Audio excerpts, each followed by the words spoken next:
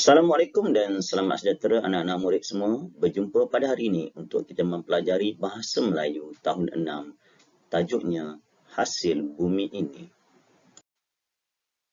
Objektif yang ingin dicapai pada hari ini, cikgu mengharapkan anak murid dapat menghasilkan sajak dengan bahasa yang indah dan santun, kemudian dapat mempersembahkannya berdasarkan kemahirannya, iaitu kemahiran seni bahasa. Untuk mengetahui lebih lanjut, mari kita baca buku teks Bahasa Melayu tahun 6, tajuknya Hasil Bumi Ini. Dalam buku gambar ini, ada beberapa perkataan yang akan membantu anak-anak murid untuk menghasilkan sajak. Perkataan-perkataan ini boleh digunakan sebagai panduan. Contohnya, perkataan-perkataan yang terdapat iaitu petani unggul, udara segar, alam hijau, tumbuh subur, berbudi kepada tanah, hasil bumi bertuah. Ini untuk gambar pertama berkaitan dengan seorang petani yang berjaya. Manakala untuk gambar yang kedua pula berkaitan dengan penternak yang hebat. Sama juga, ada gambar dan ada perkataan-perkataan yang boleh membantu anak-anak murid untuk menghasilkan sajak. Antara perkataan-perkataan yang diberi, aneka ternakan.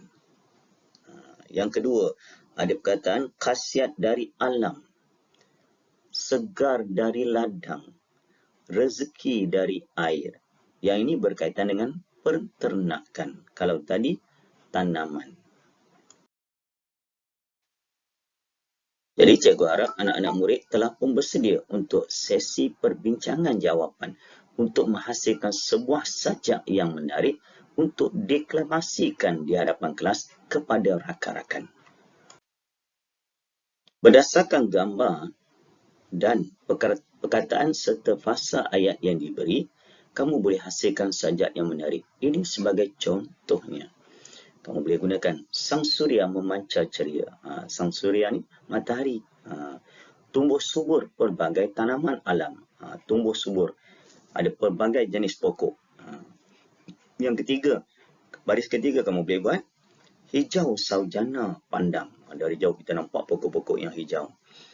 Udara segar, bersih dan damai. Apabila ada pokok, udara segar, bersih dan damai saja. Kalau kita pergi kawasan hutan, suasana yang aman damai. Contoh kalau kita pergi kawasan air terjun. Petani unggul, petani yang berjaya. Berbudi pada tanah. Orang yang berbudi pada tanah akan dapat hasilnya.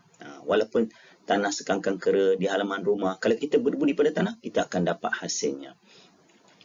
Meraih hasil bumi bertuah. Bumi kita, bumi Malaysia khususnya, bumi yang bertuah. Tanam apa saja akan hidup. Yang penting kita jaga pokok-pokok tersebut. Ini contoh untuk gambar yang pertama berkaitan dengan tanaman. Untuk gambar yang kedua pula berkaitan dengan ternakan. Ini contoh. Cikgu bagi ini sebagai contoh saja. Kamu boleh ubah sesuai sedikit. Aneka ternakan memberikan berjenis daging buat santapan. Aneka ternakan. Ada lembu, ada kambing, ada kerembau, ayam, itik dan sebagainya. Berjenis daging. Kita boleh rasa. Untuk santapan, makanan. Susu dan telur segar dari ladang makanan. Susu dan telur segar. Terutama susu kambing, susu lembu. Enak rezeki dari air. Dari air pun ada. Tengok. Rezeki dari air. Ikan, ketam, udang. Madu khasiat dari alam. Madu antara makanan yang terbaik untuk kesihatan kita. Walaupun sikit sesudu setiap hari, tapi memberikan khasiat. Penternak hebat. Tadi petani unggul pula, penternak hebat. Dengan tulang 4 kerat. Maksudnya kita menggunakan tenaga. Jangan pandang rendah pada orang yang kotor, yang membela haiwan dan sebagainya. Itu menggunakan tulang 4 kerat. Maju dengan dunia ternakan. Bayangkan ada petani yang penternak yang boleh sampai menjadi jutawan. Bayangkan seekor lembu sekarang nak buat korban yang 5,000, 6,000. Malah ada lembu yang sampai 30,000 ringgit. Bayangkan itu baru seekor. Kalau 3 ekor dah hampir 100,000 ringgit. Bayangkan kalau ada 100 ekor. Jadi peternak yang hebat yang boleh berjaya. Ini contoh mendeklamasikan sajak. Sang suria memancar ceria. tumbuh subur pelbagai tanaman alam. Hijau saujana pandang, udara segar, bersih dan damai.